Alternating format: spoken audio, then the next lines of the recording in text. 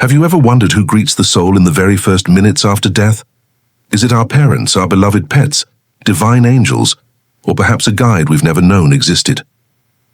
Edgar Cayce, the sleeping prophet, revealed visions of this mysterious crossing that few dare to even imagine. According to him, death is not an ending but a passage, and those first minutes are filled with startling encounters that reveal who we truly are. Cayce described a moment where the soul leaves behind the physical shell, still aware, still sensing, still searching for light. And as the veil between worlds parts, we are not left alone. There is someone, or something, waiting to welcome us. In this video, we'll uncover Cayce's most powerful insights about the soul-ES journey in those first moments. Who really appears when you take your final breath? Why some souls see loved ones, while others face entirely different beings? And how this first meeting sets the tone for everything the soul will experience beyond the body. Stay with me until the end, because Cayce's revelation is not only about the afterlife, it's about preparing your spirit today for that inevitable crossing tomorrow. Edgar Cayce often explained that death itself is far gentler than most people imagine. He compared it not to a violent rupture, but to stepping from one room into another, or like drifting into a deep sleep and waking up in a new dimension of reality. In those first moments, Cayce described the soul as still tethered to the body by a silvery thread of energy, what he called the silver cord. As long as this cord remains, the soul feels a lingering connection, the heartbeat, the breath, the sensation of loved ones gathered near the body. But when the cord finally releases, awareness shifts instantly. The body lies still, yet the soul feels more awake, more vibrant, even more alive than before. And it's here, in this delicate in-between state, that the first greeter arrives. Cayce revealed that no soul crosses entirely alone. The universe, he said, is designed in love, and so every transition is met with a presence that eases fear and guides the spirit. For some, this presence takes the form of a beloved parent, a spouse, or even a cherished child who has already passed on. For others, it may be a radiant angelic being, so filled with light that words cannot describe them. But Cayce also warned of something mysterious. The first presence you encounter may not always be who you expect. Why? Because the soul's state of mind, its beliefs, and the life it has lived create the lens through which it sees. A person who clung to material life may first see a familiar earthly figure to coax them gently onward, but a soul devoted to spiritual growth might immediately perceive a luminous guide, what Cayce called a record keeper or helper of the higher realms. He explained it this way: each soul meets first that which it most needs to feel at peace. In other words, the greeter is tailored to the soul's condition, a compassionate design of the Creator. The fearful are comforted, the lonely are embraced, the seekers are guided. This first welcome is not merely symbolic. It determines how smoothly the soul continues its journey. Some feel overwhelming love and rise easily toward the light. Others linger, confused, unable to let go of the life just ended. In every case, though, the greeter's role is the same: to show the soul it is not alone, and that death is not the end. According to Edgar Cayce, one of the most profound truths about death is that love does not dissolve when the body dies. Instead, it becomes the very bridge between worlds. In many of his readings, Cayce described how the newly freed soul often perceives the warm, welcoming presence of those it loved most on earth.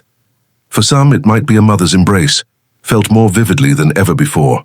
For others, it could be the laughter of a father, sibling, or dear friend who passed years ago. These reunions are not hallucinations or wishful dreams. They are real encounters, made possible because the soul's essence, its true identity, is eternal. Cayce affirmed that bonds of love are spiritual cords, just as strong as the silver thread that ties the body to life. When the body is left behind, those cords draw loved ones close to greet the traveler at the threshold. Yet Cayce added a striking detail: the faces that appear first are not random. They are chosen with a purpose. A child who feared death might be met by a grandparent's familiar hand, calming their spirit. Someone who carried grief for a lost partner may find that very partner waiting, radiant and whole, easing the pain of parting. Even pets, Cayce hinted, could appear in those first tender moments, loyal companions bridging the gap between life and death. But Cayce also taught that these encounters serve more than comfort. They act as gentle guides, preparing the soul for the transition beyond the earthly plane. Loved ones, he said, are door openers, leading the spirit forward until higher helpers can take over. Just as a family gathers around a departing loved one in a hospital. After the tender reunion with familiar faces, Edgar Cayce described another extraordinary moment in the soul's journey, the arrival of higher spiritual guides. These are not relatives or friends, but beings of profound wisdom and light whose purpose is to help the soul orient itself in the afterlife. Cayce often portrayed them as radiant presences, sometimes appearing as figures clothed in shimmering garments, sometimes as pure beings of light, whose form seemed less important than the overwhelming sense of peace they radiated. Unlike the loved ones, whose role is largely to comfort and reassure, these guides step forward to direct the soul toward its next stage. They act as teachers, protectors, and messengers of divine order. According to Cayce, these beings belong to a hierarchy of helpers that extend from the earthly plane to the highest spiritual realms. Some are souls who have advanced far beyond the cycle of reincarnation, choosing instead to serve as guides. Others may be what Cayce described as angels or messengers of God, fulfilling sacred tasks that ensure no spirit wanders aimlessly after death. Their presence reminds the departing soul that existence is not random, but lovingly orchestrated. One of Cayce's readings speaks of a council of guides who appear shortly after death. Their task is not judgment in the harsh sense, but reflection. They hold a mirror to the soul, allowing it to review the life just lived. The soul sees its actions, its choices, and the ripples it caused in the lives of others. This review is not meant to condemn, but to awaken. It helps the spirit recognize where growth has occurred and where lessons remain unfinished. For many, the presence of these guides brings awe rather than fear. People who have had near-death experiences describe feeling wrapped in unconditional love, even as their lives are laid bare before them. Cayce affirmed that this is exactly the role of higher guides, to help the soul understand itself with clarity, but without cruelty. They remind us that every act of kindness, no matter how small, is remembered. Every moment of love strengthens the soul's eternal journey. In this way, the afterlife begins to reveal itself as a progression. Loved ones greet and higher guides lead. Each step is designed to ease the transition, to remove fear, and to ensure that no soul is ever lost in the vast expanse beyond death. For Cayce, these guides were living proof that God's universe is not indifferent, but deeply personal, with helpers assigned to every traveler. As the soul accepts their guidance, it moves beyond the threshold of familiar comfort into the realms of greater truth, where the purpose of life and death begins to unfold with breathtaking clarity. Once the higher guides make their presence known, the soul is gently led into one of the most profound and revealing experiences described by Edgar Cayce, the life review. Unlike a courtroom judgment, Cayce emphasized that this moment is not about condemnation or fear. Instead, it is about understanding, the deep unveiling of one's own story from a perspective no longer bound by ego or illusion. Cayce explained that the soul, with the help of its guides, relives the moments of its earthly existence not only from its own eyes, but through the eyes of others it touched. Every kind word, every act of love is felt again, magnified in the eternal record. But equally the harsh words, the neglect, and the moments of selfishness are also experienced, not as punishment, but as a lesson. The soul feels what others felt, sees the consequences of its choices ripple outward like waves in a pond. This revelation can be overwhelming, but Cayce described it as suffused with love. The guides stand beside the soul, not pointing fingers, but offering understanding. They make clear that every soul is on a path of growth and every misstep is simply another opportunity to learn. Far from eternal damnation, this review is meant to awaken compassion and responsibility. It helps the soul recognize where it has grown and where it has fallen short of its divine potential. Many who have returned from near-death experiences echo Cayce's teachings. They describe being embraced by light while watching their lives unfold before them in astonishing detail, even the smallest, forgotten moments. Some say they realized that what mattered most were not the grand achievements, but the simple gestures. A smile offered in kindness, a hand extended to someone in need. Cayce affirmed that the soul's true measure is not in wealth, power, or acclaim, but in love lived and shared. For some, this review is a moment of great joy, seeing a life full of kindness, resilience, and service. For others, it is more sobering, but even then it is never without hope. Cayce insisted that no soul is ever lost. The review is not a final judgment, but a preparation. It equips the spirit for its next step, whether in the afterlife realms or in a future incarnation. This process also deepens the soul's sense of belonging in a larger cosmic order. It is reminded that everything it did mattered, not in isolation but as part of the great web of life. Every choice, every thought, every action contributes to the growth of the soul and the universe itself. By guiding the spirit through its own story with such clarity and love, the life review becomes one of the most transformative stages of death. It is the beginning of a higher awareness, a realization that the purpose of existence has always been, and will always be, love. After the intensity of the life review, Edgar Cayce described that the soul does not simply move on to another incarnation or leap directly into higher planes of existence. Instead, there is a period of rest and restoration, a sacred interlude in which the soul is given the chance to heal. Cayce often spoke of this as a realm of peace, sometimes visualized as a garden, sometimes as a quiet place filled with radiant light. Unlike the earthly sleep that rejuvenates the body, this stage rejuvenates the spirit. The strain of earthly trials, the weight of regrets, and even the exhaustion of living within physical limitations are gently lifted away. Here, the soul experiences something akin to divine therapy. It is nurtured, embraced, and replenished. Cayce suggested that in this place, the soul is met by beings who act as healers. These may be higher guides, or they may be what he described as angels of mercy, whose sole purpose is to bathe the spirit in compassion and light. They do not lecture or correct, instead they soothe. They remind the weary soul that its journey, no matter how difficult, has meaning. Every wound of the heart, every tear shed, every unfulfilled longing is acknowledged and tended to. This rest is not idle. The soul remains conscious, though in a way that feels freer and lighter than anything experienced on earth. Memories of the physical world become clearer, but so too does the awareness of the eternal.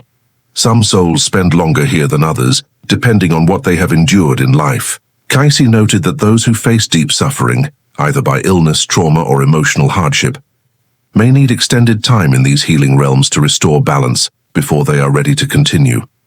Interestingly, modern accounts of near-death experiences echo Cayce's words.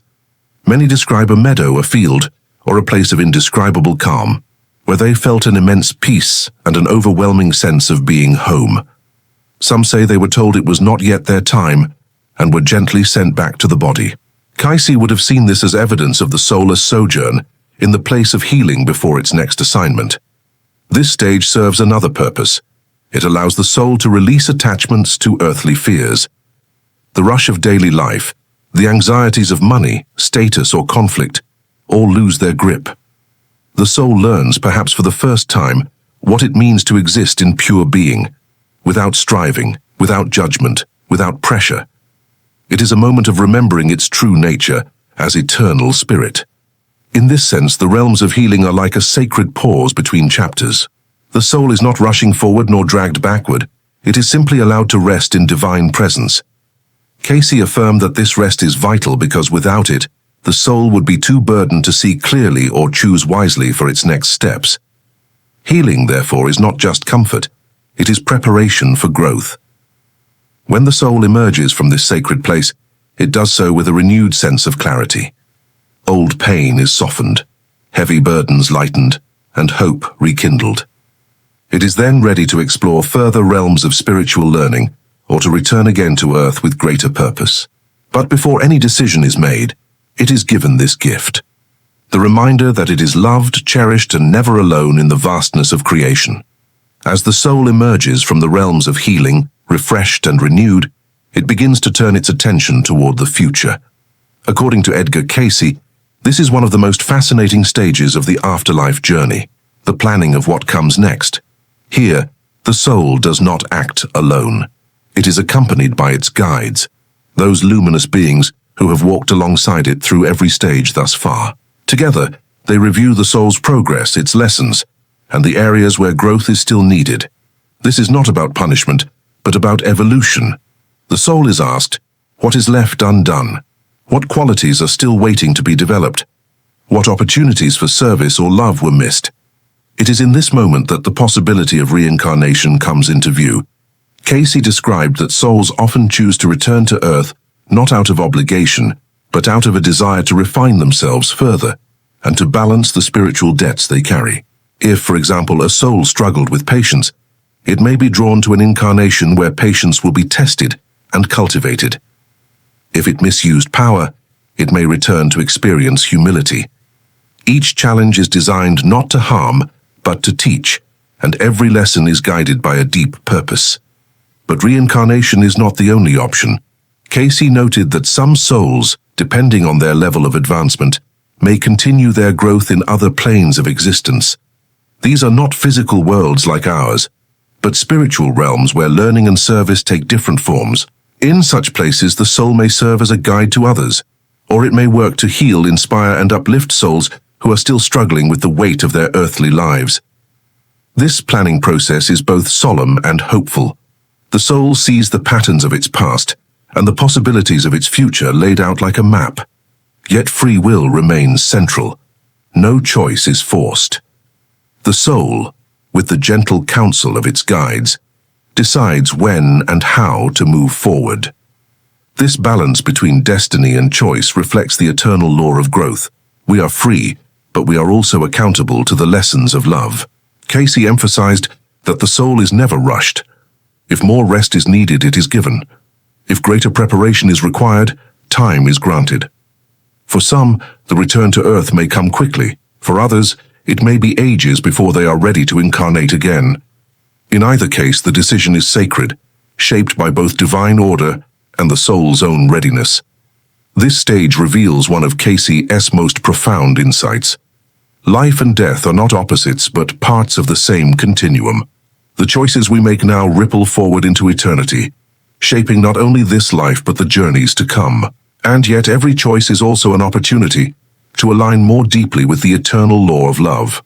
Thus, in the planning stage, the soul stands at the threshold, looking back with wisdom, looking forward with courage, and holding in its heart the knowledge that every path, no matter how difficult, is guided by the hand of the divine.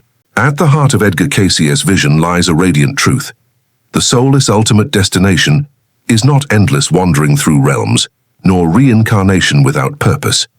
Its true home is union with the divine, the source from which all life flows. After its healing, reflection, and planning, the soul at last turns toward that higher light. Here words become fragile, for what Cayce described is something beyond human language. A reunion so complete that individuality is both preserved and transcended. The soul remains itself, unique, eternal, but it is also reabsorbed into the ocean of God's love, where separation dissolves and oneness is fully known. Cayce often spoke of this state as at-one-ment. It is the realization that every path, every trial, and every moment of joy or pain has been leading the soul back to this point. The experiences of earth, the guidance of loved ones, the presence of angels, all were stepping stones toward the ultimate truth that God is both the beginning and the end of all journeys. In this reunion there is no fear, no loss, no striving. There is only light, limitless, embracing, eternal. Cayce suggested that some glimpse this reality even before they fully merge with it. A vast radiance that welcomes them, a music that seems to sing the very essence of love, a peace that surpasses all understanding. For others, the union is immediate, like a drop of water returning to the sea, while still retaining awareness of its own essence. What makes this vision so moving is Cayce's insistence that it is not reserved for saints or mystics alone. Every soul, no matter its struggles or mistakes, is destined for this homecoming. The journey may be long or short, the lessons difficult or gentle, but the end is always the same, a return to the Creator who never stopped loving us. In this light, death is revealed not as an ending, but as a return. The greeters, the guides, the realms of healing, all are stages along the way. But the final destination is a truth our hearts have always known. We belong to God, and God belongs to us. And so the circle completes itself, from earth to spirit, from struggle to peace, from separation to reunion. The soul's journey is the story of love remembering itself. Cayce's startling vision is at once mysterious and profoundly comforting. We are never lost, never forgotten, and never without hope. For in the end, every soul is called home.